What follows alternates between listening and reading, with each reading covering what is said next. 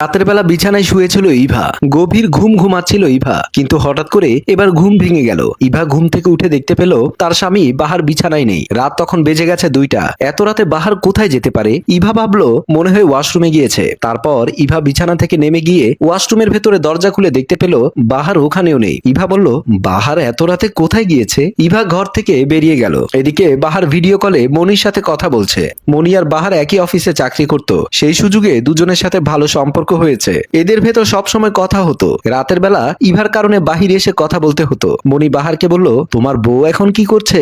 বাহার বলল, বউ ঘুমিয়েছে বলেই তো তোমার সাথে কথা বলতে পারছি। যদি এখনো জেগে থাকতো তাহলে কি আর তোমার সাথে কথা বলতে পারতাম? মনি বলল, আমার স্বামী কয়েকদিন হয়েছে ঢাকার বাইরে গেছে, তাই তো আমি তোমার সাথে কথা বলছি। মনি আর বাহারের সম্পর্কটা ছিল একটু বেশি গভীর বলে এলোমেলো হয়ে কথা বলছে মনি। বাহার বলল, তুমি আর আমি কাল কোথাও ঘুরতে বের হব, তোমার যদি ইচ্ছে থাকে। মনি বলল, আমি কাল যেতে পারবো, কিন্তু পরশু আমি যেতে পারবো না। পরশু আমার স্বামী চলে আসবে। ইভা ঘর থেকে বেরিয়ে দেখতে পেল বাহার সিঁড়িতে বসে মনির সাথে কথা বলছে। ইভা এসে বলল, বাহার। ইভার গলা শুনে বাহার ফোন কেটে দিল। ইভা বলল, কার সাথে তুমি এত রাতে কথা বলছো?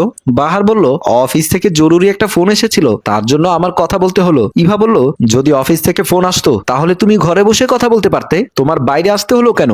আমি বুঝতে পেরেছি তুমি অন্যায় কিছু করতে যাচ্ছ।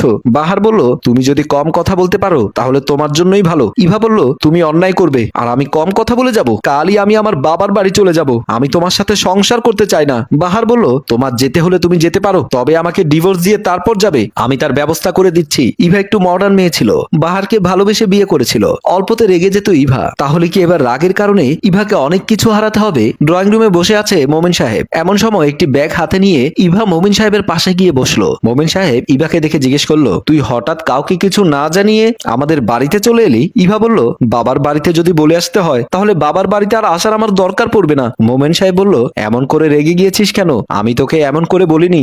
আচ্ছা, তুই কি কারোর সাথে ঝগড়া করে এসেছিস? ইভা বলল, আমি আর ওই বাড়িতে থাকবো না, আমি বাহারকে ডিভোর্স দিয়ে দেবো। মোমেন সাহেব বলল, ভালোবেসে বিয়ে করেছিস, বিয়েতে আমি তোকে বাধা দেইনি, কিন্তু সংসার ভাঙার সময় আমি তোকে বাধা দেব। তুই চাইলে একটা সংসার ভেঙে দিতে পারিস না। ইভা বলল, তুমি তোমার জামাইয়ের পক্ষ নিয়ে কথা বলছো বাবা? আমি তোমার মেয়ে হয়ে বলছি আমি ওই ছেলের সাথে সংসার করব না, আর তুমি বলছো তুমি এই সংসার ভেঙে দিতে পারবে না। মোমেন সাহেব বলল, আমি চাই না তোর গায়ে কলঙ্কের দাগ লাগাতে, তাই বলছি এখনই তোর স্বামীর কাছে চলে যা। ইভা তার বাবাকে বলতেও পারছে না বাহারের সমস্যা কোথায়। বাহারের সবকিছু যদি বাবার কাছে বলে দেয় তাহলে বাহার ছোট হয়ে যাবে। স্বামীকে ছোট করতে চাচ্ছে না, আর সবকিছু বলতেও পারছে না। ইভা বলল, ঠিক আছে, আর কোনোদিনও আমি তোমার বাড়িতে আসবো না। মোমেন সাহেব বলল, আসতে হবে না, আর যদি কোনোদিনও আসিস তাহলে জামাইকে সাথে করে নিয়ে আসবি। ইভা কোনো কথা না বলে ড্রয়িং রুম থেকে বেরিয়ে আসলো। বাহার তার চেম্বারে এসে বসে আছে। এমন সময় আসলো মনি। এসেই বাহারকে জড়িয়ে ধরে বলল, আজ কিন্তু আমাকে নিয়ে তুমি ঘুরতে যাবে বলেছো, তাই আমি রেডি হয়ে তোমার কাছে চলে এসেছি। বাহার বলল, আজ আমার অফিসে একটু কাজ বেশি, আজ নয় কাল যাব। মনি বলল, কাল আমার স্বামী চলে আসবে, কাল আমি যেতে পারবো না। বাহার বলল, ঠিক আছে, তাহলে তোমার যখন সময় হবে সেদিনই ঘুরতে যাব। মনি বলল, তোমার সব কথাই মেনে নিলাম, এখন তো একটু আমাকে ভালোবাসা দেবে নাকি? বাহার বলল, আমার সব ভালোবাসা তো তোমার জন্যই জমা রয়েছে। মনি বলল, থাক হয়েছে, আর আমাকে এসব কথা বলতে হবে না। বউয়ের কাছে থাকলে তো তুমি আমাকে ভুলেই যাও, বউকে কাছে পেলে, বউয়ের ছোঁয়া পেলে তখন আর মনির কথা তোমার মনে থাকে না। বাহার বলল, তুমি সবসময় আমার কাছেই আছো, বউ নিয়ে রাতের বেলায় শুয়ে থাকলেও মন কিন্তু তোমার কাছেই। মনি বলল, এই এটা তুমি ঠিকই বলেছো, তার জন্যই তো তোমাকে এত ভালোবাসি, আসো তোমাকে একটু আদর করে দেই। বাহার বলল, তুমি অফিসে একটু আদর করো, এতে করে আমার মন ভরে না, তাই ভাবছি তোমাকে নিয়ে আজ আমি 1 ঘন্টার জন্য কোথাও যাব। অফিস ছুটি হওয়ার পরে তুমি আমার সাথে যাবে। হোটেল রুমে বাহার মনিকে নিয়ে এসেছে। বাহার মনি অনেক সময় একসাথে কাটিয়েছে, দুজনকে খুব খুশি মনে হচ্ছে। বাহার বলল, আজ রাত আমরা এখানেই থেকে যাই। মনি বলল, আমার স্বামী যে কোনো সময় বাড়িতে চলে আসতে পারে, আমার স্বামী যদি আমাকে বাড়িতে না পায় তাহলে আমার সাথে অনেক ঝগড়া করবে। এ কথা বলতে বলতে মনির স্বামী মনিকে ফোন করলো। মনি ফোন রিসিভ করার পর মনির স্বামী মনিকে বলল, কোথায় গিয়েছো তুমি? আমি দরজার সামনে দাঁড়িয়ে আছি। মনি বলল, আমি একটু বাজারে এসেছি, বাজার শেষ করে আমি চলে আসবো। মনির স্বামী বলল, তুমি ভালো করে জানো আমি বাড়িতে আসবো, তাহলে তুমি অফিস শেষ করে বাড়িতে না আসে বাজারে গিয়েছো কেন? মনি বলল, তুমি একটু অপেক্ষা করো, আমি চলে আসবো। এ কথা বলে মনি ফোন কেটে দিল। মনি বাহারকে বলল, আমার এখন যেতে হবে। বাহার বলল, আর একটু সময় কাটিয়ে তারপর না হয়ে যাও। মনি বলল, তুমি যখন আসতে বলেছো আমি চলে এসেছি, এখন যদি না যায় তাহলে অনেক খারাপ হয়ে যাবে। বাহার বলল, আচ্ছা ঠিক আছে, তাহলে তুমি যাও, তবে আবার আসবে। তারপর মনি হোটেল রুম থেকে বেরিয়ে গেল। বাহার বিছানার উপর বসে রইল। রাতের বেলা বাহার আর ইভা বিছানার উপর শুয়ে আছে। ইভা বাহারকে বলল, কতদিন হয়ে গেছে তুমি আমাকে স্পর্শ করো না, তোমার কি মনে আছে?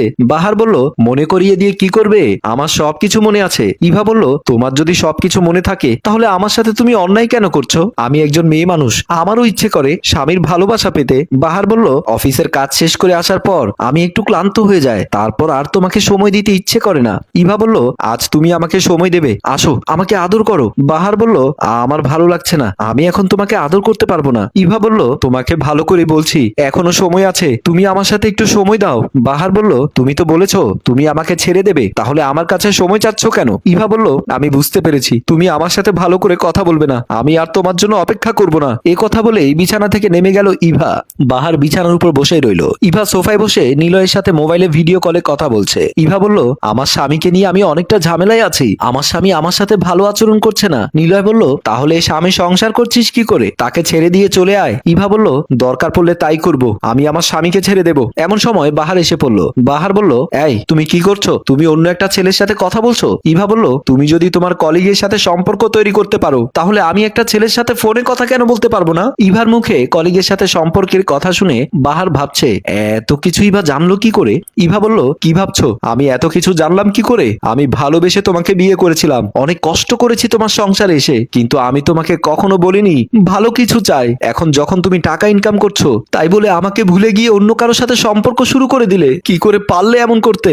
বাহার বলল, আমার ভুল হয়ে গেছে, আমাকে তুমি মাফ করে দাও, আর কখনো এমনটা করব না। ইভা বলল, মাফ হয়তো তোমাকে করতে পারবো, কিন্তু মনে যে জায়গা দিতে পারবো না। একবার মন ভেঙে গেলে তার কখনো জোড়া দেওয়া যায় না, কারো বিশ্বাস নিয়ে খেলা করা উচিত নয়।